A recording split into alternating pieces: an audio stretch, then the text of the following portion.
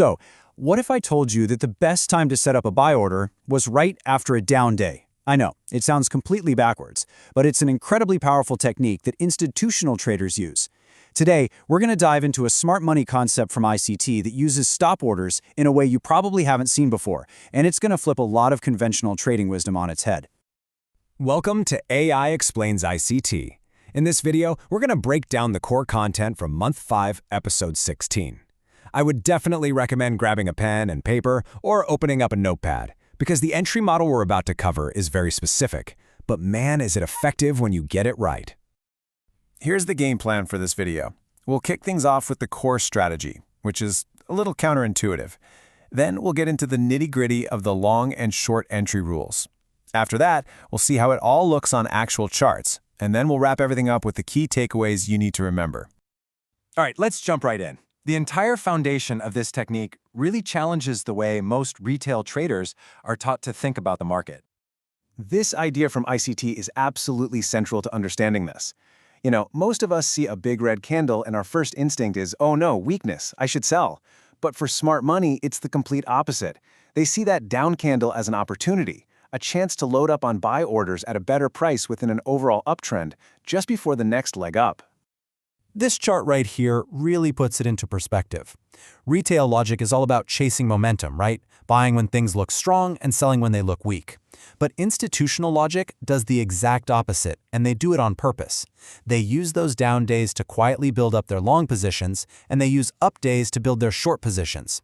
It's all about what ICT calls engineered liquidity, basically creating the perfect conditions to get their huge orders filled without spooking the market. Okay, so that's the big picture. But how do we actually use this logic to find a long entry? Let's break down the exact set of rules. The rule itself is surprisingly simple. You're in a market you believe is going higher, and you wait for a daily candle to close down for the day. Once it closes, you place a buy stop order right at that candle's opening price. Now, the genius here is that you're not trying to buy as the price is falling. No. You're waiting for the market to prove its strength to you by rallying back through that opening price. That's your signal that the buyers are really back in charge. And this diagram just makes it crystal clear. You see the bearish candle? The entry isn't at the low, it's not at the close. Your buy-stop order goes right at the open. The thinking is, if there's enough buying pressure to not only stop the fall, but to completely erase that down day and push past its open, well, that's a powerful confirmation that the bullish trend is ready to resume. But, and this is super important, you can't just do this anywhere. The setup needs the right conditions to work. First, your higher time frame charts, the monthly and the weekly, have to be bullish. You need that wind at your back. You're also looking for price to be heading towards a higher time frame level of interest, what ICT calls a PD array. Once you have that bigger context, that's when you zoom in and look for your daily down candle. And you have to wait for that candle to fully close. No jumping the gun. Okay, so we've got the long entry down. Let's flip over to the other side of the market and see how this works for a short. You'll see the logic is a perfect mirror image. For a short entry, we just invert everything. In a market you expect to go lower, you actually wait for a little pop of strength, a daily candle that closes up.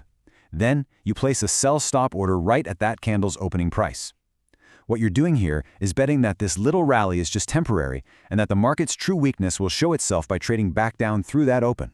And here's what that looks like. After you get that green, bullish candle, the sell stop is placed at the open. If the price then rolls over and falls through that level, bam, you're in the short trade. That's your signal that the temporary buyers have run out of steam and the dominant bearish trend is taking over again. And just like our longs, short entries absolutely require the right context.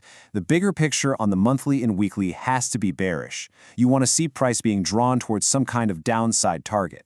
Once you've confirmed that bigger bearish picture, then you can zoom into the daily chart and wait for a closed-up candle to act as your setup.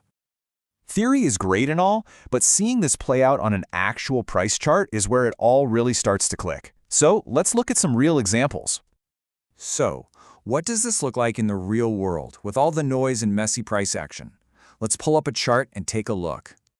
Okay, in this first example, you can see we're in a clear uptrend. Now, I want you to focus on that small black down candle there. Following our rule, a buy stop would be placed right at its opening price. And look what happens on the very next day. The market trades up, tags that exact level, and triggers the entry just before price makes another strong push higher. It's beautiful when it works out like that. Now, what if you get another down day before your order gets hit? You just adapt. It's that simple. In this example, after another bearish candle forms, you'd cancel your old order and just move your buy stop to the open of this newest down candle. You basically keep trailing your entry up with each new setup until the market finally comes and picks you up for the ride, which you can see is exactly what happened here. Now, before we even look for short entries, we have to establish the right context. As ICT teaches, a critical prerequisite is a break in market structure. On this chart, you can see price tried to make a new high, failed, and then decisively broke a previous swing low. This event, this market structure break, is our big clue that institutional sentiment has probably shifted bearish. This gives us the green light to start hunting for short setups. So with our bearish bias confirmed from that structure break, now we can apply our rule. We're on the hunt for any green up candle to use as our trigger.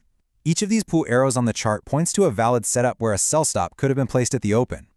And notice how in each case, the market gives a brief rally, sets up the entry, and then continues to move lower. This one move down gave traders 5 different chances to get on board. All right, let's bring this all home and summarize the complete model so it's crystal clear and you can start looking for it on your own charts. Let's just boil this whole thing down to a simple checklist. For a buy setup, you need bullish context, your trigger is a closed bearish candle, and your order is a buy stop at the open. For a sell setup, you need bearish context, your trigger is a closed bullish candle, and your order is a sell stop at the open. It's all about using those counterintuitive little pullbacks to get in on a confirmed return to the dominant higher time frame trend. And that's our breakdown of this really effective entry technique. If you found this video helpful, do me a favor and hit that like button and subscribe for more deep dives into ICT's concepts. If anything was unclear or you have questions, just drop them in the comments below and a real person will get back to you. Until next time, stay safe and happy trading.